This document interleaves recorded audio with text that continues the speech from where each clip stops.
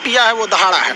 और आप अगर दहाड़ना चाहते हैं तो शिक्षा के सिवा कोई रास्ता नहीं है आपको, फिर सब हर कदम पे लोग आपको दबाते हैं। कलाम साहब ने भी कहा था कि किसी देश का भविष्य किसी कॉलेज के अंतिम बेंच पर बैठा हुआ विद्यार्थी के देख क्या बता सकते हैं। गरीबी होना कोई पाप नहीं है। एक रेस के घोड़ा को अगर आप देखिएगा ना, तो रेस पे घोड़े पे जो बैठा होता है घोड़सवार, उस घोड़े को बहुत मारता है, इतना तकलीफ देता है कि घोड़ा को समझ में नहीं आता है कि हमको तकलीफ क्यों दे रहा है। लेकिन रियलिटी में देखिएगा ना, तो उसका मालिक उस घोड़े को जिताना चाहता है। तो उसी तरह हमारा मालिक भगवान है। अगर हमें गरीबी दे रहा है, तकलीफ दे रहा है ना, तो आप इससे घबराइए नहीं। वो मालिक हमें जिताना चाह रहा है, और आप रेस छोड़ के भाग जाइएगा तो क्या करेगा वो? तो आपको जिताना चाह रहा है। आप अगर कोई मूवी देखती हैं तो आपको 2 से ढाई घंटे की मूवी बड़ी अच्छे से याद हो जाती है, लेकिन आप कभी गौर कीजिएगा कि उस मूवी को बनाने वाला डायरेक्टर उस 2 घंटे की मूवी के लिए 2 साल से मेहनत कर रहा था, तब तो आपको याद हो गया ना। तो उसी तरह की स्टूडेंट जो होता है ना, उसकी मेहनत को कम करने के लिए एक टीचर को मेहनत करना पड़ेगा, उसे प्रेजेंटेशन देना पड़ेगा, उसे अपनी भाषा में बताना पड़ेगा कि एक लड़का जो है वो भोजपुरी बेल्ट का है। भोजपुरी वालों को तो पहले ये लगता है कि हम बहुत पीछे हैं। अरे भाई, तुम नहीं पीछे हो, जितना एक CBSE ICSE बोर्ड का जानता है उतना ही तुम जानते हो। बल्कि ये जो गांव के लड़के ये ज्यादा मेहनत करते हैं, 20-20 किलोमीटर साइकिल चला के आते हैं। किसी शहर के लड़के के लिए पॉसिबल नहीं है उतना, तो ये ज्यादा मेहनत करते हैं। तो इनके लिए क्या होता है ना कि इनके पास सुविधाएं। स्टूडेंट्स की सफलता में 3 चीज का योगदान होता है। एक उनके गार्जियन का योगदान होता है, गार्जियन को भी हर पल उसको डर बना के रखना चाहिए कि भैया तुम पढ़ो इसको। दूसरा टीचर्स का होना चाहिए, टीचर्स उसके अंदर फ्रेंडली होने चाहिए, अच्छे से समझाना चाहिए, और खुद स्टूडेंट्स का। अगर ये तीनों का संयोग हो गया ना, तो दुनिया में ऐसा कोई चीज नहीं है जिसे जीता नहीं जा सकता। जिस दिन हिंदुस्तान का लड़का इस एनर्जी के साथ स्कूल में जाएगा, जिस एनर्जी से वो सिनेमा घर में जाता है किसी मूवी को देखने के लिए, उस दिन ये देश बदल जाएगा। और ये पक्का बदलेगा, ये मेरा पूर्ण विश्वास है। थोड़ा वक्त लगेगा, लेकिन ऐसा नहीं है कि बदलेगा नहीं। पढ़ाई इतना दिलचस्प चीज होता है ना कि आपको 1 घंटे का क्लास कब खत्म हो जाएगा पता ही नहीं चलेगा, बशर्ते टीचर्स उस माहौल में देखा होती है। पढ़ाई की 2 चीजें होती है। एक टीचर जो होता है ना, वो तो पढ़ लिया, उसका लेवल बहुत ऊपर है, और जो स्टूडेंट है ना, वो तो अभी शुरुआत कर रहा है, तो उसका लेवल बहुत नीचे है। बड़ा अंतर होता है ना ये 2 चीजों में समन्वय बनाना। जैसे सुई में धागा डालना, दोनों को एक लाइनर होना जरूरी है, तो ही जाएगा। तो इसलिए क्या करना है कि टीचर्स को अपने लेवल को थोड़ा सा नीचे लाना। उसके लिए आसान है टीचर को कि भाई जो समझा रहा है बड़े लैंग्वेज में, उसको देहाती लैंग्वेज या नॉर्मल लैंग्वेज में समझाए, अपने लेवल को थोड़ा सा नीचे।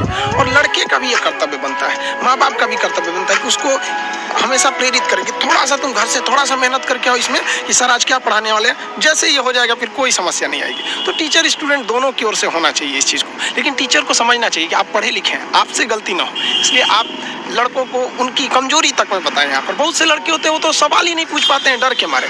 ये नहीं होना चाहिए, क्योंकि वो टीचर को टीचर समझ रहा है। लेकिन अगर टीचर को जिस दिन वो दोस्त समझने लगेगा ना, वो सवाल पूछेगा। और अगर वो सवाल नहीं पूछ रहा है तो आप क्या कर रहे हैं? 130 करोड़ जनसंख्या में आप एक मानव संसाधन को खराब कर रहे हैं अपने विद्यालय में बैठा के। वो सवाल नहीं पूछा तो क्या करें? मेरे लाइफ का एक ही प्लान है कि भाई जो स्टूडेंट्स हैं ना, स्टूडेंट्स ये इस देश को बदल सकते हैं। आज़ादी से पहले अगर आप गौर कीजिएगा ना, तो देश को बदला था वकीलों ने मिलकर। आप चाहे वो महात्मा गांधी को उठाइए, जवाहरलाल नेहरू, मोतीलाल नेहरू, या भीमराव अंबेडकर साहब, सरदार पटेल, या जितने भी हमारे स्वतंत्रता सेनानी रहे, तो ज़्यादातर लोगों ने वकील थे उस वक्त में। लेकिन अभी की जो दौर है वो युवाओं के हाथ में, स्टूडेंट्स के हाथ में। अब युवा अपने अधिकार के लिए लड़की, आप दबिए नहीं, आप दबेंगे तो दबाएंगे। और आप पढ़े लिखे होकर दब जाएंगे तो फिर एक अनपढ़ को तो कुचल दिया जाएगा, उसको दबाया ही नहीं जाएगा।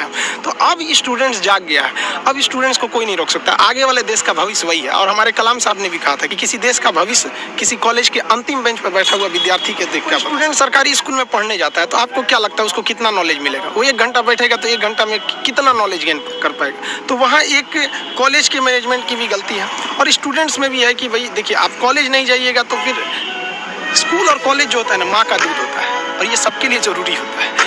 ये जरूरी है, वहाँ उनको भी समझना पड़ेगा। और गार्जियन के भी अंदर भी एक नैतिकता आनी चाहिए। और स्टूडेंट की जो सबसे बड़ी खराबी क्या है ना, उनके अंदर इच्छा है कि हमें कुछ करना है, उनके अंदर शौक है कि हमें नौकरी पाना है, पढ़ाई करना है, लेकिन उनके अंदर डर नहीं है। और ये डर बहुत जरूरी चीज होता है किसी भी रिलेशन को बनाने के लिए ना। डर, जरूरत और इंसानियत, ये बना रहना जरूरी है। तो टीचर के अंदर इंसानियत होना चाहिए कि भैया हमें लड़कों को पढ़ाना है। लड़के के अंदर जरूरत है कि अगर हम पढ़े लिखेंगे नहीं, आगे नहीं जाएंगे तो हम कोई अच्छा काम नहीं कर पाएंगे। और डर तो सबसे ज्यादा जरूरत है उसके जॉब की या किसी चीज का। डर तो होना जरूरी है कि अगर नहीं पढ़ेंगे तो समाज में हमको एकदम पीछे कर दिया जाएगा। तो स्टूडेंट के अंदर ना अभी डर नहीं रहा, कर अरे क्या दिक्कत है, अगली बार फिर भर देंगे फॉर्म, फिर कर देंगे, ये कर देंगे। और गार्जियन भी नहीं पूछता है उससे कि इस साल रिजल्ट नहीं हुआ तो क्यों नहीं हुआ। लड़का एग्जाम देने जाता है ना तो उसको पता चल जाता है एग्जामिनेशन हॉल में कि मेरा रिजल्ट होगा या नहीं होगा, और ये रियलिटी है। अगर आप वेट कर रहे हैं ना तो समझिए कि आपकी संभावना कम है रिजल्ट होने की, क्योंकि जिनका रिजल्ट होता है वो एग्जामिनेशन हॉल में पहुंच जाता है। और जब लड़का फेल होता है ना, ये प्रॉब्लम था, तबीयत ठीक नहीं थी, ऐसा हो गया ऐसा हो गया, जबकि ऐसा चीज़ नहीं है। आप शुरुआत से ही गलती करते आ रहे हैं। ये लड़कों की भी भावना है, उनको भी अपने चेंज करना चाहिए इस सोच को। कोई भी होना कोई पाप नहीं है। एक रेस के घोड़ा को अगर आप देखिएगा ना तो रेस पे घोड़ा पे ना, घोड़े पे जो बैठा होता है घुड़सवार उस घोड़े को बहुत मारता है, इतना तकलीफ देता है कि घोड़ा को समझ में नहीं आता है कि हमको तकलीफ क्यों दे रहा है। लेकिन रियलिटी में देखिएगा ना तो उसका मालिक उस घोड़े को जिताना चाहता है।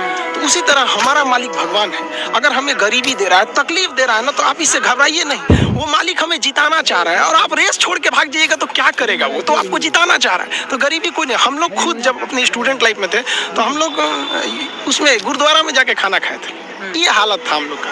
इसीलिए हम भी अब कभी कभी जहाँ पे मतलब फ्री डोनेशन में नहीं, समाज सेवी लोग खाना खिला देते हैं, उतना घर से हम लोग कभी कुछ नहीं था तो वहाँ जाके खाना खा लेते थे। इसीलिए अब जब आदमी के पास है तो हम लोग भी थोड़ा अनाथ आश्रम या ऐसे चीज़ों पे हेल्प कर देते हैं। तो ऐसा नहीं है कि हम लोग भी बहुत बड़े घर से आए थे लोग, ऐसा नहीं है। तो गरीबी कोई बाधा नहीं उत्पन्न करती है, लेकिन अगर आपके दिमाग में बैठ जाएगा हम गरीब हैं, कुछ नहीं कर सकते, ये सब अगर एक डॉक्टर ये सोचने लगे ना कि हम डॉक्टर हैं तो फिर मरीज का अच्छा से इलाज नहीं कर पाए। अगर डॉक्टर ये सोचे ना कि हम भी मरीज हैं और ये सोच के वो इंजेक्शन लगाए कि हम अपने को लगा रहे हैं तो फिर उस मरीज को बोला कम दर्द होगा। तो टीचर जब ये सोच के पढ़ाने लगेगा ना कि हम टीचर हैं तो फिर स्टूडेंट को समझने में दिक्कत आ जाएगी। तो टीचर को ये सोचना चाहिए ना कि हम भी आ जाए एक स्टूडेंट की तरह ही, और एकदम मिनिमम भाषा, मतलब एकदम नॉर्मल भाषा में उसे समझा। जहाँ तक बात करें ना कि सीबीएसई बोर्ड या जो बड़े लोग होते हैं उनके बच्चे अच्छे, तो देखिए एक बात बताते हैं, हथियार कितना भी खतरनाक और बड़ा क्यों ना हो जाए, चलाने वाला खतरनाक होना चाहिए। तो कॉलेज और स्कूल कितना भी अच्छा क्यों ना हो, पढ़ने वाला स्टूडेंट में अंदर मेहनत होना चाहिए। हिंदी मीडियम वालों के अंदर मेहनत ज़्यादा होता है, गाँव के लड़कों के अंदर बहुत मेहनत होता है। उसके पास पसीना होता है ना तो एसी नहीं चलाता है, गमछा से मार लेता है पसीना,